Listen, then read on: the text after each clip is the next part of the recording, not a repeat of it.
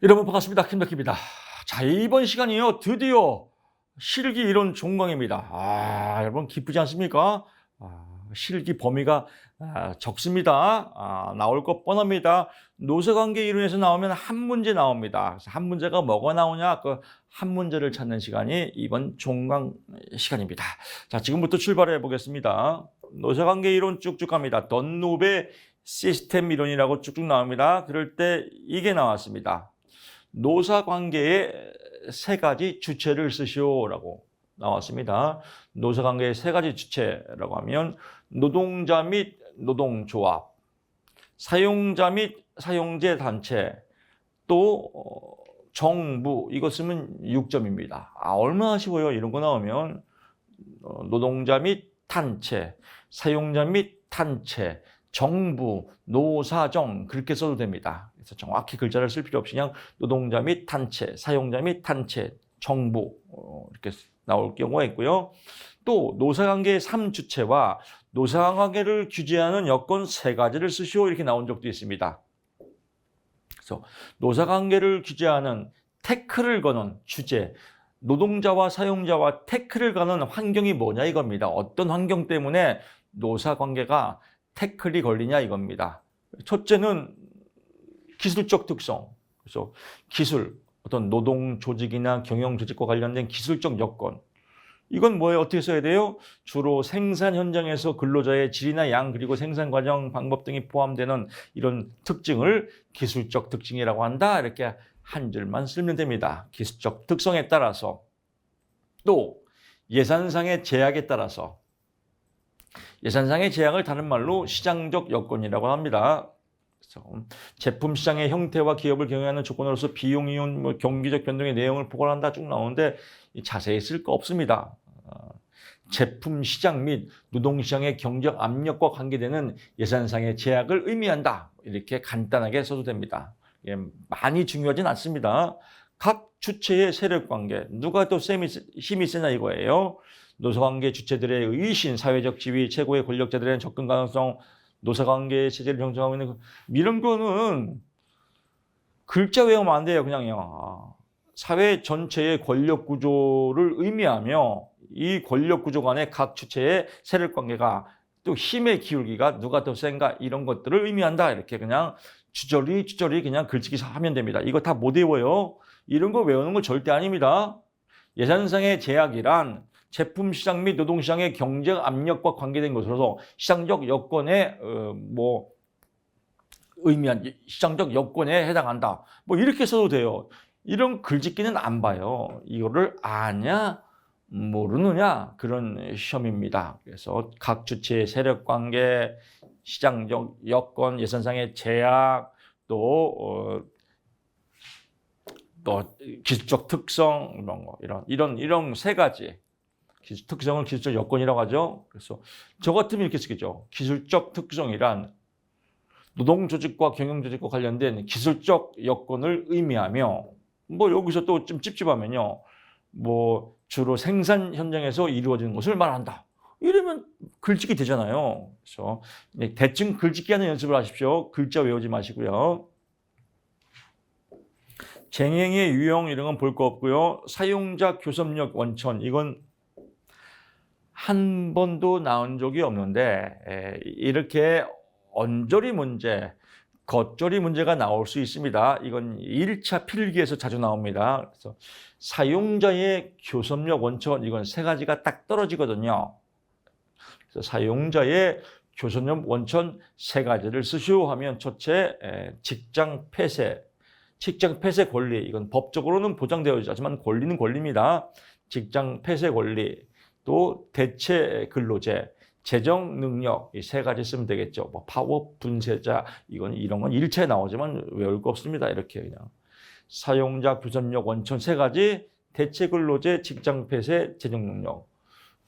또 그러면 만약에 문제를 만든다면 노동조합의 교섭력 원천 중 근로자의 원천과 사용자의 원천 3가지를 쓰시오라고 했죠. 그럼 사용자 3개, 파업, 태업, 보이콧 이런 거 3개 쓰면 되겠네요.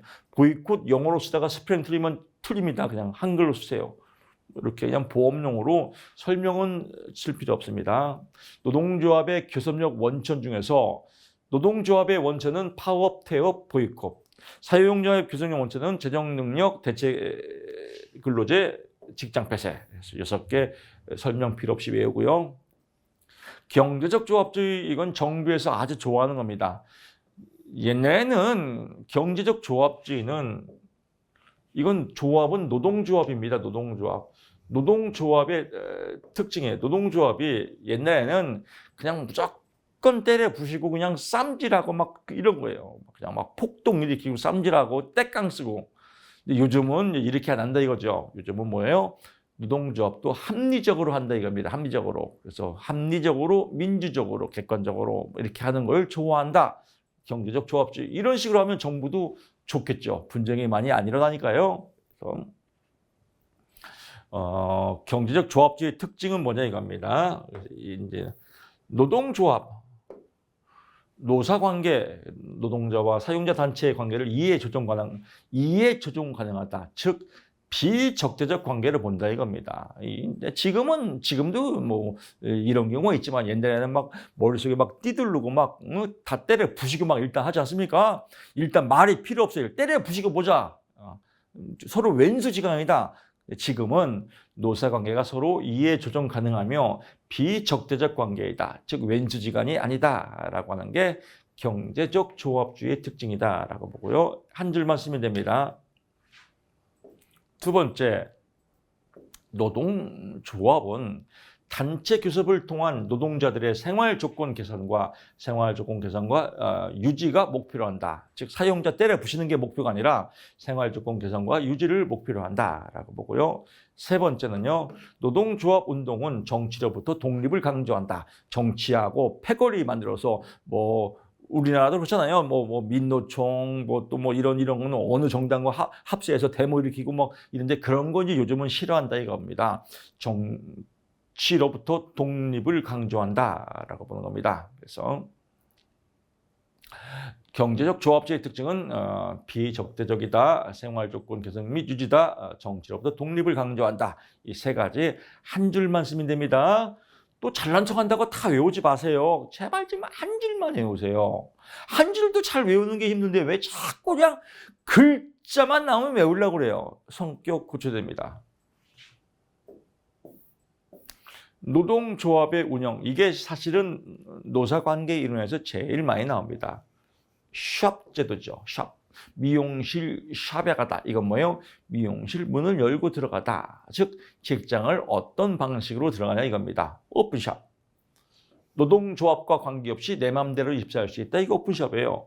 그래서 고용관계에 있어서 노동조합과 관계없이 내 맘대로 자유롭게 입사할 수 있는 걸 오픈샵이라고 한다. 유니온샵. 내 맘대로 노동조합 가입과 상관없이 내 맘대로 입사한 후에 일정 기간이 지나면이 중요합니다. 일정 기간이 지나면 반드시 노동조합에 가입하는 유형을 유니온샵이라고 한다라고 보고요. 클로즈드 샵은 노동조합 가입이 고용 조건의 전제예요. 즉 노동조합을 가입을 해야만이 입사할 수 있다. 100% 노조원이죠. 그래서 노동조합의 가입이 채용 조건의 절대적 의무다라고 하는 게 클로즈드 샵이고요. 에이전시 샵은요. 에이전시 노동조합이 임금 협상을 해서 니네 비노조원도 임금이 올라가지 않습니까? 그러니까 비노조원한테 노조원은 월급에서 노조비를 띱니다. 근데 비노조원이 니네는 꽁으로 먹었잖아. 가만히 앉아서 우리 노동조합이 협상했는데 그러니까 니들도 일정 부분 노조비 돼. 라고 해서 비노조원에게 조합비를 징수할 수 있는 샵, 이걸 에이전시 샵이라고 한다. 샵 제도 4가지를 쓰고 설명하시오. 4점짜리로 제일 많이 나옵니다. 노동조합의 임금 효과에서 파급 효과와 위협 효과가 있습니다. 파급 효과는 뭐예요? 이전 효과라고도 하고 해고 효과라고도 합니다.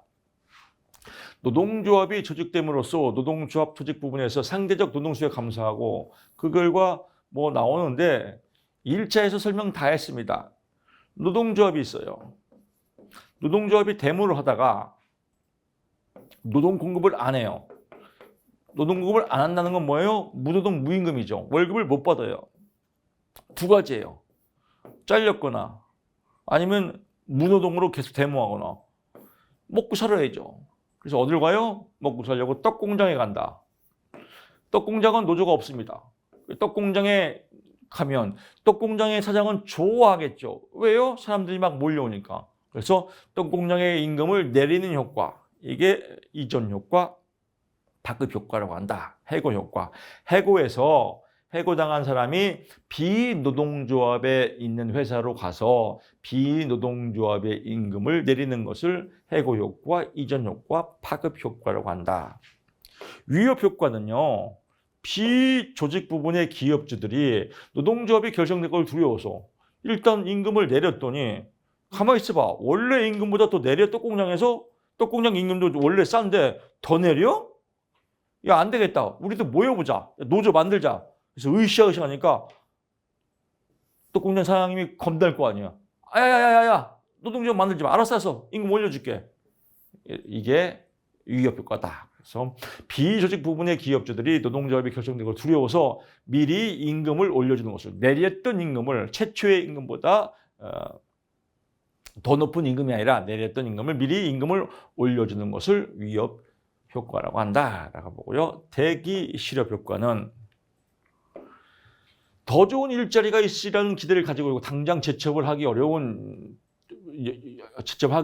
하기보다는 여가를 선호하는 경향. 그러니까 중소기업 안 가려고 하잖아요. 대학교 졸업하고. 왜 그래요? 월급이 싸니까. 그래서 자꾸 애들 공무원 공부하고 대기업 시험 보려고 준비하잖아요. 이수 삼수하고. 그러다 영원히 백수백조가 될 수 있잖아요. 이런 것처럼 더 좋은 일자리가 있으리를 기대하고 대기 상태, 실업 대기 상태, 이걸 대기 실업 효과라고 한다라고 하는 겁니다. 그래서 큰 의미만 갖고 한 줄만 쓰면 될 것 같아요.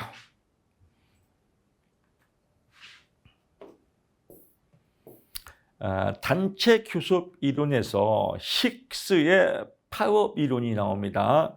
힉스의 파업 이론. 그래서 힉스의 파업 이론이 나오면 힉스의 파업 이론을 그래프를 그리고 설명하시오, 이렇게 시험 문제가 나와요. 그래서 이 그래프가 시험 문제입니다. 그래서 이 그래프를 그려야 돼요.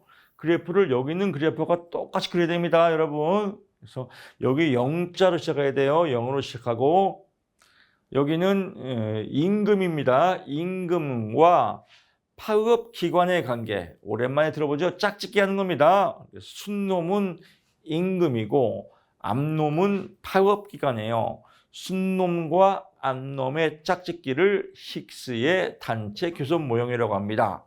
그럼 여기다가 Q자 하나 딱 써놓으면 되겠죠. 뭐 Q 이렇게 써놓고, 저는 Q가 싫은데요. 그러면 아무거나 그냥 A 써도 됩니다. A. 그러면 여기는 노동자 저항곡선이에요. 노동자가 요구 임금이죠. 1,000만 원 주시오, 이렇게 데모를 하는 거예요. 그러니까 사업주는 웃기는 소리 하고 있네. 뻥까지 마. 나는 100만 원뿐이 못 줘. 알았어. 데모할게. 해. 그래서 파업이 시작이 됐죠. 근데 파업이 시작이 되다 보니까 노동자 저항곡선이에요. 이거 꼭 외워야 돼요. 여기다가 또 노동자 양보곡선, 사용자 저항곡선 이렇게 쓰면 빵점이에요. 노동자가 저항하는 거예요. 1,000만 원 갖고 저항하죠. 1,000만 원 줘. 근데 파업 기간이 점점점 길어지는 거예요. 이렇게 길어지면서 800만 원 주세요. 싫어. 사용자가 알았어 700만 원 쉴 테니까. 알았어 600 싫어. 500만 원이요. 500만 원. 500만 원에서 이제. 근데 사장도 이 데모로 하니까 물건을 못 팔아요. 매일 장사가 안 돼요. 기업의 목적은 뭐예요? 이윤치구인데 이윤치구가 안 되는 거예요. 사용자가 이제 양보하는 거예요. 100만 원 알았어 200 줄게. 싫어. 이제 반대로 노동조합이 300 줄게. 싫어. 서로 쌈질하다가 500에서 알았어. 그러면 너도 손해고 나도 손해니까 시간이 길어질수록 나도 손해고 시간이 길어질수록 너도 손해니까 나는 좀 올려줄게. 나는 좀 내려줄게. 그래서 500 500만 원. A 지점에서 서로 악수하고 야 우리 파업 그만하자. 너도 손해고 나도 손해니까. 그래서 A 지점에서 파업 협상이 이루어진다. 이게 힉스의 파업 이론입니다. 6점짜리입니다. 다시 갈게요. 힉스의 파업 이론은 파업 협상 시 노동자의 요구 임금은 노동자가 여기죠. 노동자의 요구 임금은 파업 기간이 지날수록 점점점 내려가고 왜? 월급을 못 받으니까요. 사용자의 양보 곡선은 또는 사용자의 양보 곡선이라고도 하고요. 사용자의 제시 임금은 똑같은 말입니다. 사용자의 제시 임금은 파업 기간이 길어질수록 점점점 올라가서 결국 곡선이 만나는 중간 지점 A에서 타협 임금이 이루어진다는 파업이 중단됐다는 걸 의미한다. 뭐 똑같은 의미입니다. 그래서 요대를 쓰면 이게 모범 답안이에요. 이건 제가 만든 겁니다. 그래서 이거는 이게 3점, 그래프가 3점, 6점짜리죠. 그래서 이거 여러분 꼭 포인트 잡고요. 여기서 영자 쓰고 제시임금 쓰고 이런 건 안 써도 됩니다. 요구임금 쓰고 임금 쓰고 임금과 파업 이거 임금 파업기가 났으면 빵점입니다. 뭔지 이 주인공이 써야 될 거 아니겠습니까? 그래서 순놈은 임금, 암놈은 파업기간이다. 그래서 임금 파업기간 쓰고요. 노동자 저항곡선, 사용자 양보곡선. 그래서 타협임금 A. 그래서 연습 많이 해야 됩니다, 여러분. 눈으로 보는 것보다 직접 써봐야 돼요. 아, 그래프 그리고요. 그리고 이 점이 만나야 돼요. 이렇게 만나고 0으로 시작하고요. 여기는 임금이고요. 여기는 파업기간이고요. 노동자 저항곡선, 사용자 양보곡선, 여기는 요구임금, 여기는 제시임금. 그래서 요 연습 그래프 연습 많이 하시고요. 쓰는 거 이거 쓰면 쉽습니다. 이런 내용들은 2차에서 이런 내용들을 쫙 다 보면 더 골치 아파요. 이건 이해하려고 보는 거거든요. 근데 이해하려고 지금 제가 말로 다 설명드리잖아요. 볼 거 없어요. 여기서 그래프 완전히 숙지하시고 내용 다 이해될 겁니다. 이해한 거 그대로 쓰면요. 아름다운 6점이 될 것 같습니다. 자, 이렇게 해서 대망의 노동시장론이 끝났습니다. 노동시장론 3문제 나오는데요. 나올 거 뻔합니다. 맨날 똑같이 나옵니다. 포기하지 마시고요. 노동시장에서 3문제 맞히면 3, 6, 18점 먹고 들어갑니다. 합격은 여러분 것입니다. 자, 저는 이제 이론서 강의 끝나고요. 기출문제에서 여러분 찾아뵙겠습니다. 고맙습니다.